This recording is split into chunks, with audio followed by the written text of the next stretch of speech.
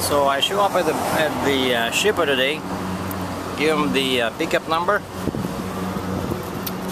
and the guy drives off into the sunset, or rather the sunrise, with a forklift, and then comes back and loads this single piece. So 42 feet of the trailer is empty.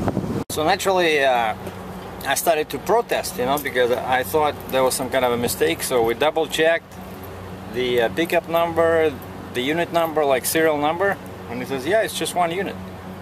I said, okay, well, he says, what do you want it? He says, on the main deck or on the upper deck? I said, well, of course on the upper deck. And that's what happens in trucking sometimes, is that it's kind of like a rush delivery, you know. So it's 1,500 miles, and I guess they want this guaranteed there Monday in a different country. You know, you have to cross a whole bunch of states. And I just called the agent. I said, you know, you guys, I only have one unit. Like, I don't want to lose any money. I don't want to show up at the customer Monday in Manitoba, and then what they see I only have one unit, and oh, we're gonna give you $1,000. No, the agent confirmed. He says, yeah, just one unit. And he says, make sure you don't load anything else, like basically don't show up at the place where they unload this with something else on the deck, you know. But it's my trailer, my truck, right? So it's too bad I cannot do loads inside US. Otherwise, you know, I could have picked up a load, let's say in Texas, and take it to North Dakota, right? There's a whole bunch of equipment going that way because they have oil fields there. But I cannot do that.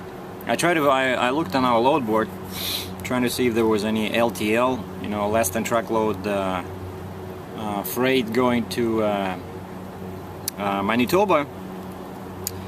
But all I see was some kind of utility trailers, and they require the whole length of trailer with no headboard, you know, those small trailers that pickup trucks tow. So, well, but they pay like great, you know. The pay is like as if I'm hauling a, I don't know, 50,000 pound load, you know. So I'm not complaining. I guess I'll just drive like this, do 60 miles per hour, maybe I'll reach 9 miles per gallon. Now this thing was a bit tricky to secure, and basically what it is, it weighs only 3,000 pounds. It's an air conditioning unit, or rather a dehumidifier. You know, they use it when there's a flood or fire or something, when the water damages like the inside of a building. So basically they put this machine inside, start it, and it kills all the moisture. And it can even create, the shipper told me, it can even create clean water. And sometimes they sell these units to third world countries just to create drinking water. Unbelievable, because this thing, you know, dries up air, and also it can have a, like, ultraviolet light in there, UV light, and it kills all the bacteria. So lots of uses for this machine.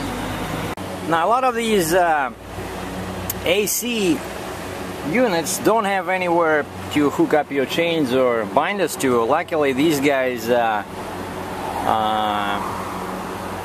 created these little eyes here, and I don't think they were thinking about a trucker. They were thinking about the crane, because this thing usually goes on the top. You know, if they install it as a AC unit, it just goes on top of the building. But it's I try to use a chain, but first of all, this thing is too narrow for a hook on my chain. I would have to disconnect the hook, and I don't like doing that because then those pins can start breaking. So instead I just use the 4 binders and hook them up to a pocket like this, you know, and we put 3 timbers underneath just for stability, even though, like I said, this thing only weighs like 3,000 pounds, maybe 4, but I don't even feel it. I look at my 5th wheel gauge, it shows nothing, like I'm empty. Yeah, and that's what I did here, the same thing, just hooked up to the bottom of the pocket. And for some reason the hook on the binder went in with some difficulty, but it went in like this. But actually, yeah, the chain hook was, I could have done this with a chain, but then it's real hard to secure it. And of course, this is when it would be great to have that switch that the guys were talking about in comments to my previous video, where I can lift one axle, because it's ridiculous, you know. I have 7 axles now and I'm hauling 3,000 pounds.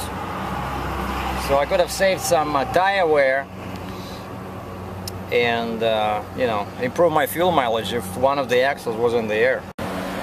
And because I'm a 53-foot trailer, I must obey that maximum 41-foot rule, you know, distance from the kingpin to the middle axle, which means that I cannot lift the front axle, because then my wheelbase or kingpin to center will be here, and this is 40, so this will be like 43, 44. I cannot do that because I'm a 53-foot trailer, right?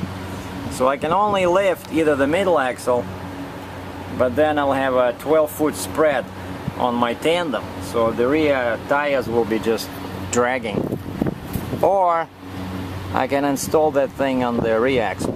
I think that would be perfect, you know. Just when I'm empty, or let's say a load like this, I could have easily lifted the axle. There's lots of room in there, so the axle would go up, put a chain at the bottom around it, and off I go.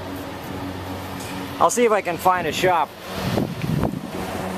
you know, on my way to Canada, find some good trailer shop that maybe can do this. It shouldn't take too long. So that's one thing about trucking. It's full of surprises. You know, you really have a dull day. Sometimes they give you, like that time, they gave me 71,000 pounds, like 71,000 pound machine, and they only pay you what, like 3,500 bucks, right? This one pays much better, and it's only 3,000 pounds.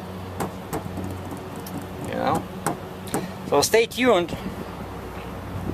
I'll show you how this massive machine is unloaded in Winnipeg, Manitoba. I wonder how many cranes are they going to use? 2? No, I'm thinking they're going to use 2 forklifts, 1 on each side, and they're going to use 2 cranes and 3 operators, just 1 spare in case one gets sick, and then there should be 2 supervisors and 2 supervisors. So I expect a team of at least 10 people to be present when this gets unloaded.